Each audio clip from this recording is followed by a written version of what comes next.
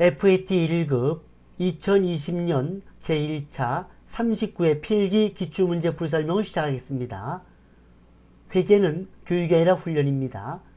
자격증 취득을 위해서 반복적인 학습이 꼭 필요하며 반복적인 학습을 하다 보면 저절로 이해와 암기가 될 것입니다. 1번 다음 중 발생주의 회계에 대한 설명으로 옳지 않은 것은 발생주의 원칙에 대한 보충 설명을 하겠습니다. 당기에 지출한 비용 또는 입금된 수익 중에서 당기에 속하는 비용과 수익만 손익계산에 반영시키고 차기에 속하는 금액이 있다면 기말결산 시 그 금액을 계산하여 차기로 이월시키는 것이 바로 발생주의 원칙입니다. 이것을 우리는 손익의 이연이라고 하고 선급비용과 선수수익이 있습니다. 선급비용은 비용의 이연이고 선수수익은 수익의 이연입니다. 먼저 선급비용 설명을 하겠습니다. 12월 1일 보험료 1년분 12만원을 현금으로 지급하다. 차변에 보험료라는 비용이 발생합니다. 12만원, 대변에 현금 12만원. 이 보험료는 12월 1일부터 내년 11월 30일까지의 보험료입니다. 그러면 결산 때 12월 31일 날에 이 보험료를 정리해야 됩니다. 만원은 당기분이고 11만원은 차기분입니다. 결산 시 보험료 미경과분 11만원을 계상하다. 이 보험료 12만원 중에서 미경과분, 즉 차기분은 11만원입니다. 그래서 대변에 보험료 11만원을 차감을 하는 겁니다.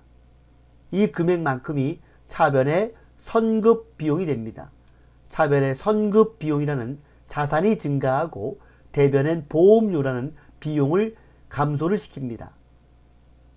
그래서 손익계산서에는 보험료가 12만원에서 11만원 차감된 만원만 손익계산에 반영을 시키는 겁니다. 수익의 이연 12월 1일 임대료 1년분 12만원을 현금으로 받다. 차변엔 현금 12만원, 대변엔 임대료라는 수익이 12만원 발생을 합니다. 역시 이 임대료는 12월 1일부터 내년도 11월 30일까지의 임대료입니다. 12월 31일 결산 시 임대료 미경과분 11만원을 계상하다. 이 12만원 중에서 만원은 당기분이고 11만원은 차기분입니다. 그래서 차기분 임대료는 당기의 임대료 수익에서 차감해야 됩니다. 차변에 임대료 11만원 차감을 합니다. 그러면 손익계산에는 임대료 만원만 반영이 됩니다. 그리고 대변엔 선수수익이라는 부채가 증가를 하는 겁니다.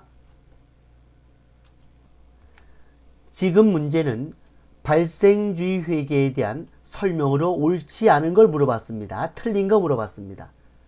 1번 발생주의 회계는 수익과 비용을 그 현금 유출입이 있는 기간이 아니라 당해 거래나 사건이 발생한 기간에 인식하는 것을 말한다. 맞습니다. 2번 발생주의 회계는 수익과 비용의 이연, 기간별 배분의 개념을 포함하지 않는다. 포함합니다. 틀렸습니다. 수익과 비용의 이연, 그래서 선수수익, 선급비용이 나옵니다. 틀렸습니다. 3번 현금 흐름표는 발생 기준에 따라 작성되지 않는다. 이 현금 흐름표는 현금 기준에 따라 작성됩니다. 맞습니다. 발생주의 회계와 현금주의 회계의 주된 차이는 수익과 비용을 인식하는 시점에 다르다는 데 있다. 맞습니다. 아까 같은 경우 보험료 12만원 지급했을 때 현금주의는 12만원을 보험료를 처리하는 거고 발생주의는 당기에 발생된 만원만 비용으로 처리하는 경우입니다. 답은 2번이 되겠습니다. 2번 단기 매매 증권에 대한 설명으로 옳은 것은 맞는 걸 물어봤습니다. 1. 단기 매매 증권은 비유동자산에 해당한다. 유동자산입니다. 틀렸습니다. 단기 매매 증권은 유동자산입니다. 2번 단기 매매 증권의 취득 시 발생한 부대 비용은 취득 원가에 포함한다. 틀렸습니다. 단기 매매 증권을 취득할 때 발생한 부대 비용은 수수료 비용이라는 영업의 비용으로 처리합니다. 여기 단기 매매 증권의 취득 시 발생한 부대 비용은 수수료 비용이라는 900번대 영업의 비용으로 처리를 하는 겁니다. 단기 매매 증권에 대한 미실현 보유 손익은 단기 손익 항목으로 처리한다. 단기 매매 증권에 대한 미실현 보유 손익은 단기 매매 증권 평가 손실, 단기 매매 증권 평가 이익을 말합니다.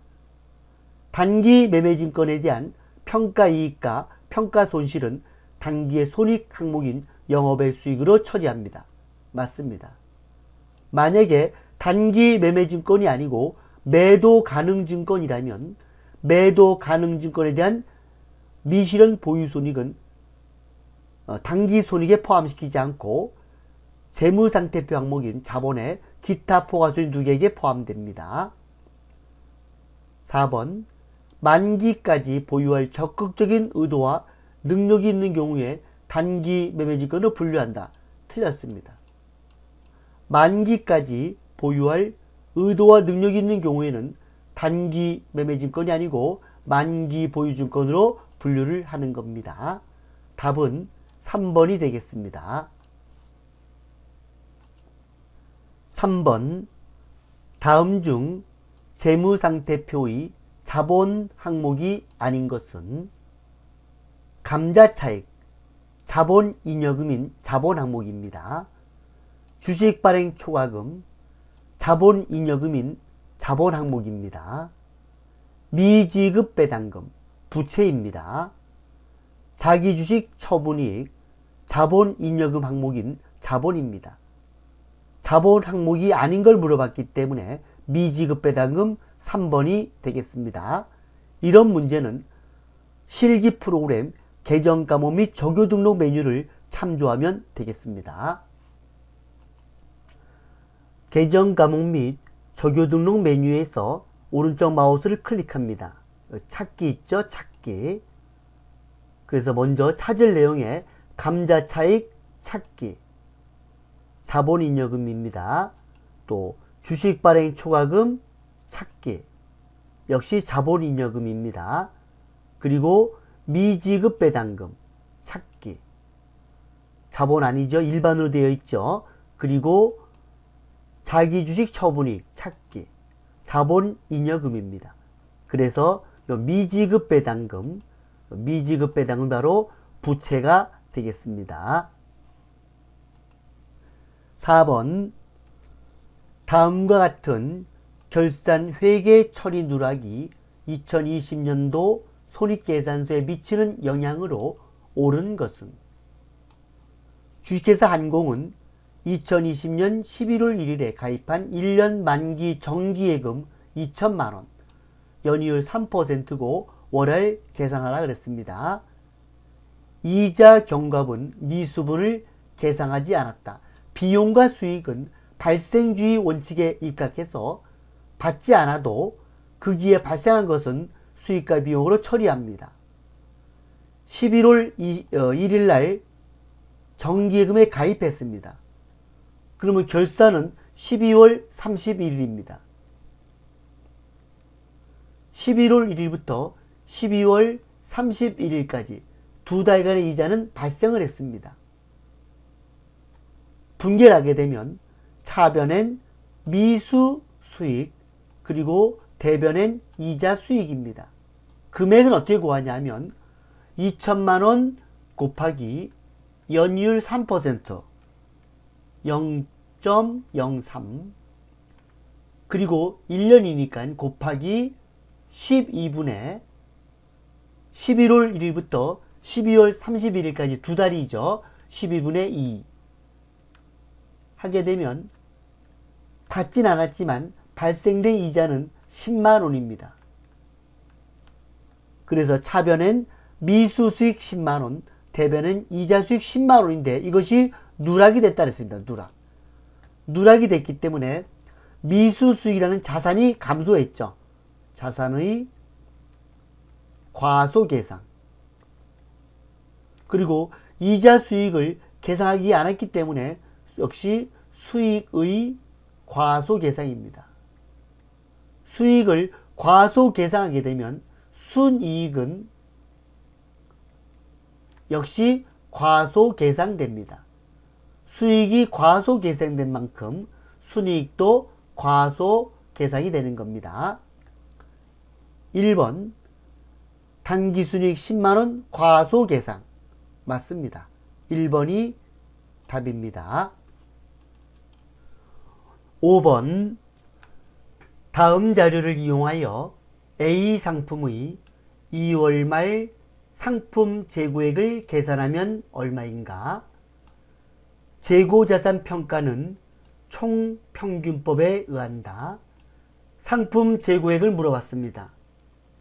상품 재고액은 재고 수량 곱하기 총평균법이니까 총평균 단가입니다. 재고 수량은 여기 전월열 300개, 500개, 200개 모두 1000개에서 인도된 200개와 또 200개, 400개를 빼면 600개입니다. 재고 수량은 600개이고 총평균 단가는 총 매입한 금액 여기 3만원 플러스 10만원 플러스 8만원 나누기 총 인수한 수량 1000개입니다. 1000개. 그러면 한 개당 210원입니다. 총 평균 단가는 210원이기 때문에 600개 곱하기 210원 하면 12만 6천원이 상품 재고액이 되겠습니다. 답은 3번입니다. 6번 다음 중 유동부채 계정 과목이 나타난 거래가 아닌 것은 1. 급여 지급 시 근로소득세를 원천 징수하다. 급여 지급할 때 차변엔 급여가 되고 대변엔 원천 징수하면 예수금이라는 유동부채가 발생합니다. 그리고 나머지는 보통 예금. 급여 지급할 때 근로소득세 원천 징수하는 예수금은 유동부채입니다. 2번 상품을 주문하고 계약금을 현금으로 지급하다. 차변에 선급금이라는 유동자산이고 대변엔 현금이라는 자산이 감소합니다. 유동자산입니다. 계약금을 지급하면 선급금이라는 유동자산이기 때문에 2번이 정답이 되겠습니다.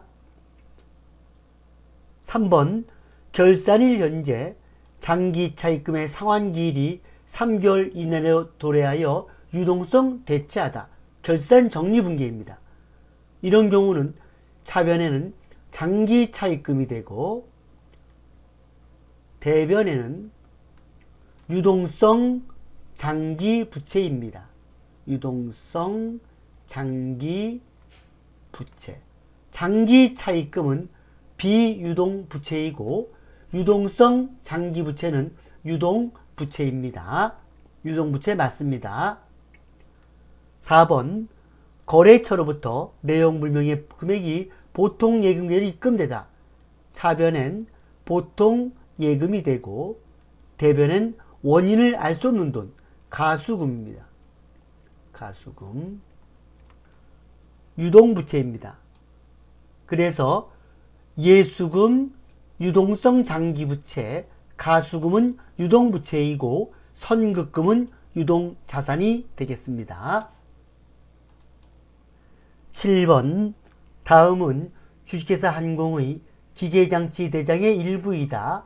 이를 토대로 계산한 2020년도 결산시 감가상각비는 얼마인가?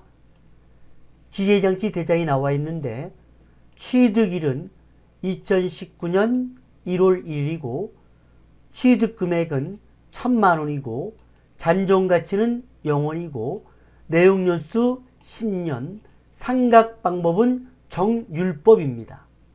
정률법. 정률법 공식은 장부가액 곱하기 정률입니다. 장부가액 곱하기 정률. 장부가액이란 말은 취득 원가에서 감가상각 누계액을 차감한 잔액입니다. 취득이 2019년 1월 1일 했으면 2019년 12월 31일 날에는 취득금액 1,000만원 곱하기 상각률 25%죠. 0.25 하게 되면 250만원입니다. 250만원.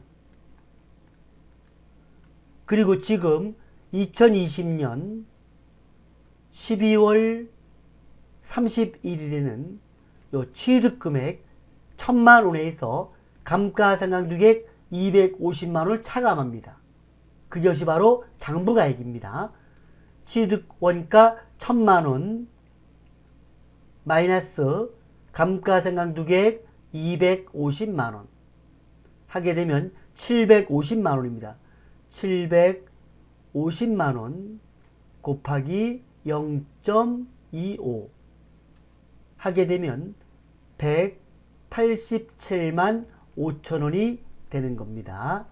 지금은 2020년도 결산시 감가상각비를 물어봤기 때문에 여기 187만 5천원이 되는 겁니다. 답은 2번입니다. 만약에 정액법이라면 정액법은 내용연수분의 취득금액 마이너스 잔존가치입니다. 그래서 내용연수 10년분의 취득금액 1,000만원 마이너스 잔존가치 0원 하면 100만원. 1번은 정액법일 때는 1번이 되고 정률법일 때는 2번 187만 5천원이 되는 겁니다. 8번 다음 중 손익계산서상 당기 순손익에 영향을 주는 계정 과목이 아닌 것은, 그러니까 비용 수익 항목이 아닌 거 물어봤습니다. 외화 환산 손익, 영업의 손익입니다. 유형자산 처분 손익, 영업의 손익입니다. 매도 가능 증권 평가 손익, 매도 가능 증권 평가 손실과 매도 가능 증권 평가 이익은 손익계산서 사항이 아니고 재무상태표 자본 중에서 기타 포괄손익 누계액에 해당이 됩니다. 틀렸습니다. 단기 매매증권 처분손익, 영업의 손익입니다. 답은 3번입니다. 이 경우도 애매하면 계정과목 및 적요 등록 메뉴를 참조하면 되겠습니다. 중요한 건 여기 매도 가능 증권 평가손익은 재무상태표의 자본 항목인 기타 포괄손익 누계액에 해당하는 점 꼭 암기해두시기 바랍니다. 9번 다음은 주식회사 한공의 수정전 잔액시산표와 결산조정사항을 반영한 재무상태표의 일부이다. 가나의 금액으로 오른 것은 수정전 잔액시산표가 나와 있고 재무상태표가 나와 있습니다. 매출채권 잔액의 2%의 대손 충당금을 설정하다. 재무상태표에 매출채권 나와 있습니다. 매출채권은 외상 매출금 플러스 받을 어음입니다. 그러면 80만원과 20만원 더하게 되면 매출채권은 100만원이 됩니다. 매출채권은 100만원입니다. 그리고 이 100만 원에 대해서 2%이기 때문에 여기는 2만 원이 됩니다. 2만 원. 2만 원이 됩니다. 여기 남아있는 3,000원과 2,000원, 5,000원 잔액이죠. 그래서 설정액은 차변의 대손상각비는 15,000원이고 대변엔 대손 충당금 15,000원입니다. 15,000원. 그래서 요 단기에 추가 설정한 15,000원하고 잔액 5,000원 더해서 여기에 2만 원이 되는 겁니다. 문제에서 매출 채권에 대한 대손 충당금은 요 매출 채권 금액 100만 원 곱하기 0.02에서 2만 원입니다. 추가 설정액인 손익계산서 대손 상각비는 15,000원이 되겠습니다. 그래서 매출 채권은 100만 원이고 매출 채권에 대한 대손 충당금 2% 2만 원 해서 여기에는 98만 원이 기록이 되는 겁니다. 답은 2번입니다. 10번 다음 중 약속 어음에 대한 설명으로 옳지 않은 것은 틀린 거 물어봤습니다. 도소매업의 경우를 가정한다. 1. 상품 판매로 어음을 받은 경우에는 매출 채권으로 기록한다. 받을 어음이라는 매출 채권을 기록합니다. 맞습니다. 토지나 비품을 처분하고 어음을 받은 경우에는 미수금으로 기록한다. 맞습니다. 약속 어음의 발행인은 어음상의 채무자가 되고 어음의 수취인은 어음상의 채권자가 된다. 맞습니다. 자금을 대여하고 어음을 수령하는 경우에 어음상의 채권은 매출 채권으로 기록한다. 틀렸습니다. 자금을 대여하는 경우 과정에서 어음을 수령하는 경우에는 어음상의 채권은 매출 채권이 아니라 단기 대여금으로 기록합니다. 답은 4번입니다. 보충 설명을 하면 상품 및 제품을 매출하고 대금을 약속어음을 받았을 때만 받을 어음입니다. 상품 500원을 매출하고 약속어음으로 받다.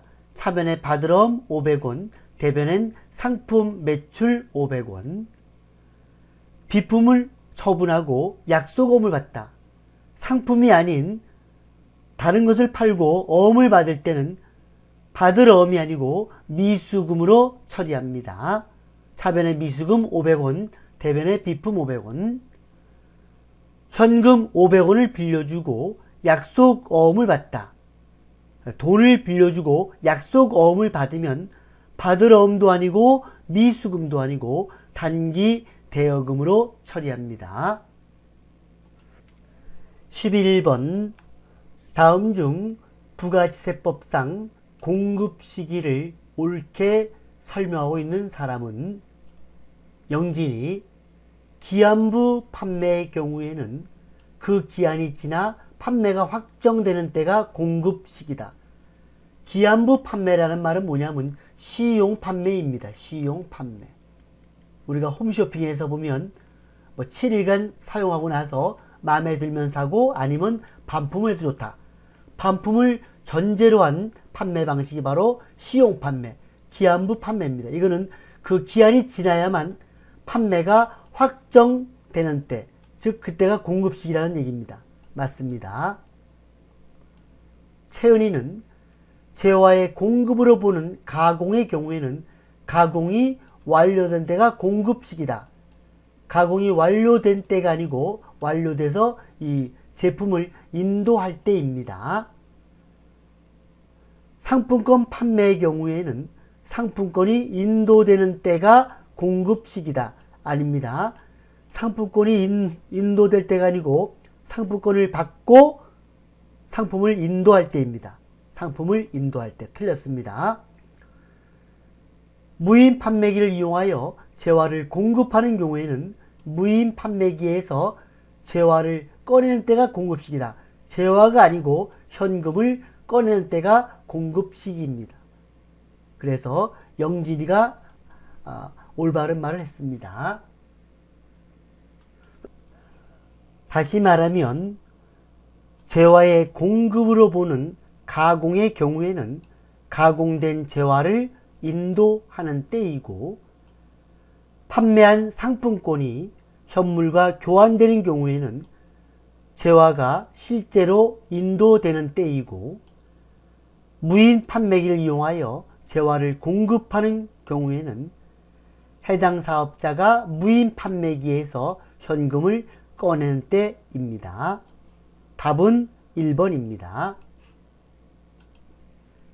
12번. 다음 중 부가가치세 과세 거래에 해당하는 것을 모두 고르면 가. 세금을 사업용 자산으로 물납한다. 조세의 물납.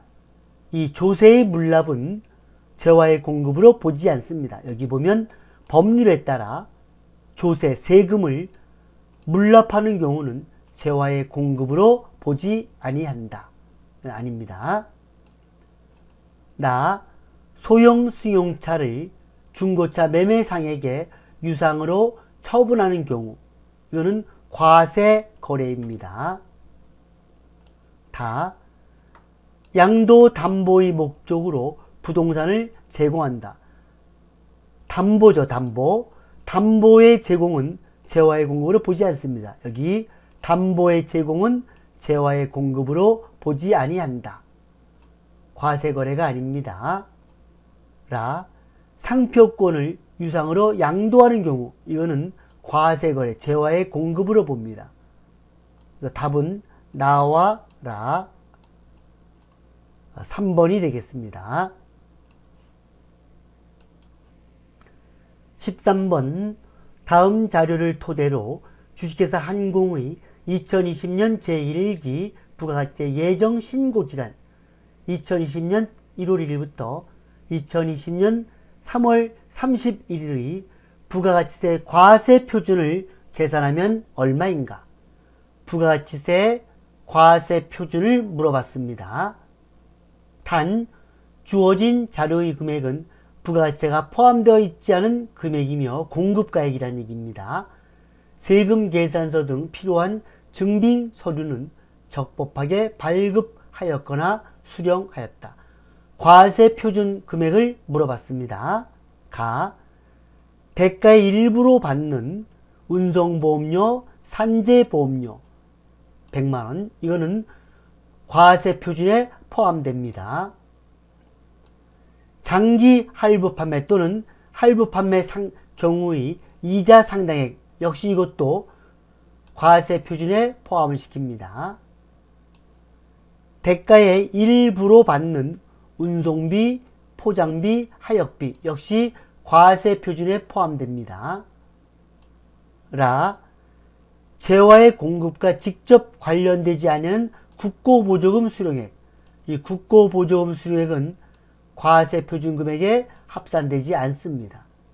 그래서 100만원, 250만원, 450만원 다 더해서 800만원이 정답이 되겠습니다. 14번. 다음 자료를 토대로 제조업을 영위하는 일반 과세자 주식회사 한공의 2020년 제1기 부가가치세 예정 신고 시 부가가치세 납부세액을 계산하면 얼마인가? 부가가치세 납부세액은 매출세액 마이너스 매입세액입니다. 단, 세금 계산서는 적법하게 수수하였고 주어진 자료 외에는 고려하지 않는다. 가. 제품 공급대가 1100만원 나와 있습니다. 공급대가란 부가세가 포함된 금액입니다. 그래서 공급대가 나누기 1.1 하게 되면 공급가액이 나옵니다. 공급가액은 1000만원이니까 공급대가 1100만원에서 공급가액 1000만원 빼게 되면 매출세액은 100만원이 되겠습니다. 매출세액은 100만원.